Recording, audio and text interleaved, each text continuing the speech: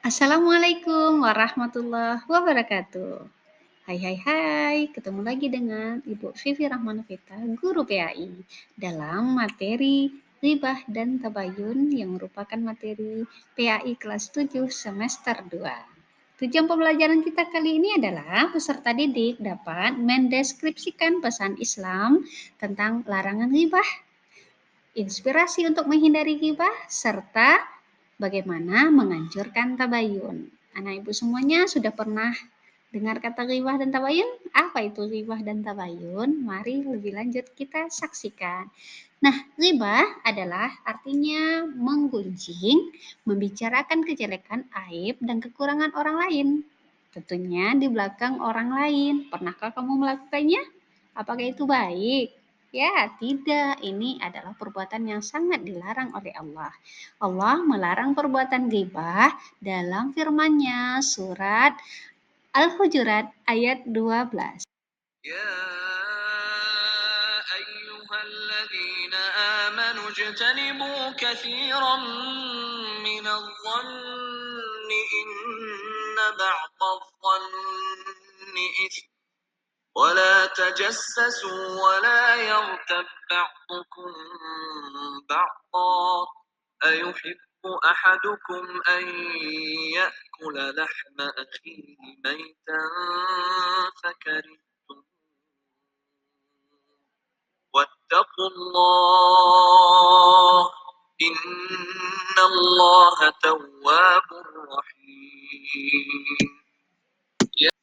Yang artinya, hai orang-orang yang beriman, jauhilah kebanyakan prasangka, karena sebagian prasangka itu dosa.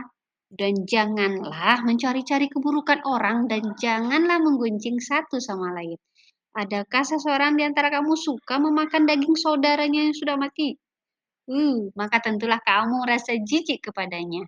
Bertakwalah kepada Allah, sesungguhnya Allah Maha Penerima Taubat lagi Maha Penyayang.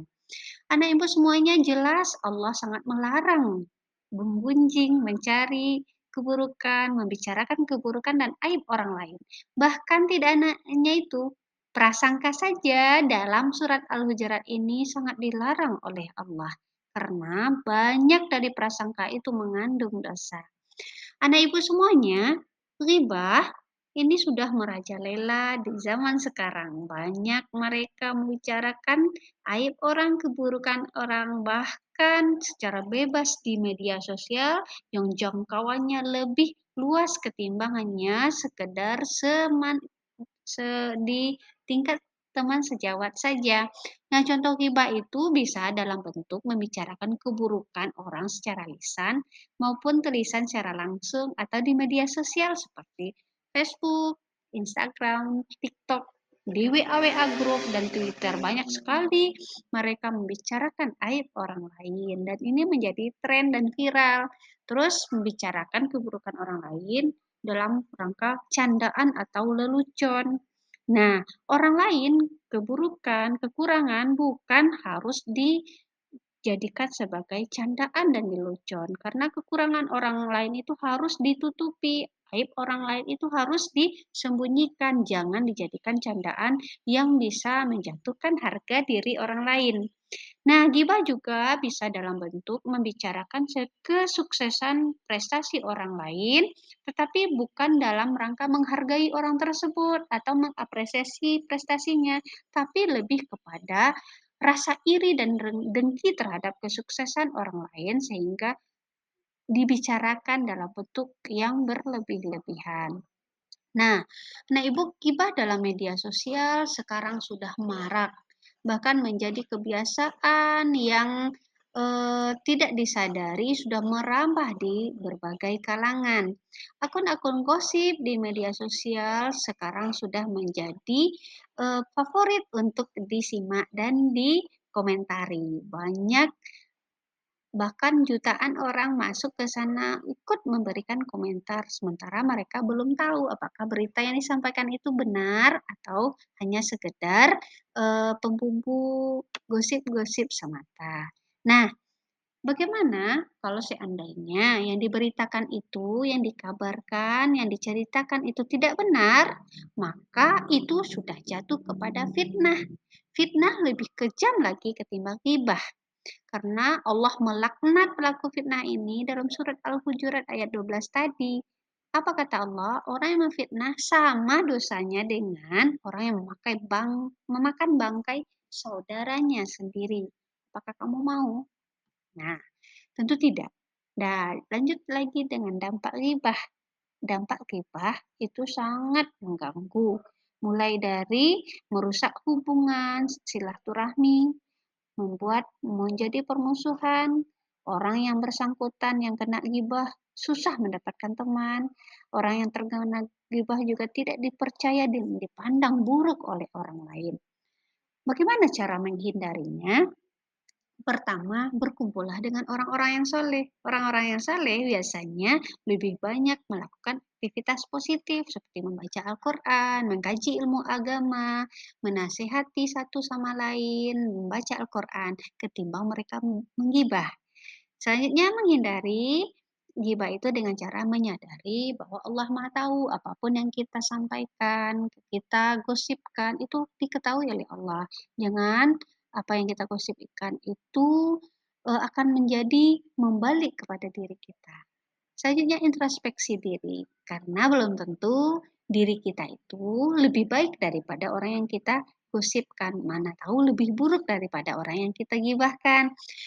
Lanjut, mohonlah perlindungan dari Allah agar kita terhindar dari dosa-dosa gibah dan menjaga lisan kita, karena lidah itu tidak bertulang, mudah menyampaikan apa saja yang kita ingin sampaikan, tetapi efeknya luar biasa. Lidah, kata orang, setajam silet yang bisa menyakiti dan melukai perasaan orang lain. Selanjutnya, yang terakhir adalah berpikir positif. Apa yang kita terima, jangan langsung kita terima begitu saja. Berpikiranlah positif bahwa apa berita itu perlu kita pikirkan terlebih dahulu. Nah, bagaimana kalau gosip sudah merajalela? Islam mengajarkan tabayun. Apa itu tabayun? Klarifikasi, mencari kebenaran dan menyeleksi informasi yang kita dapatkan.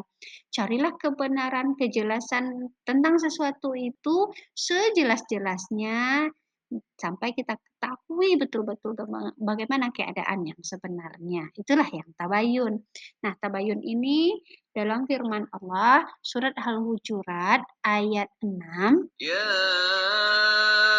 أيها الذين آمنوا إن جاءكم فاسق بنبأ فتبينوا فتبينوا أن تصيبوا قوما بجهالة فتصبحوا على ما فعلتم نادمين.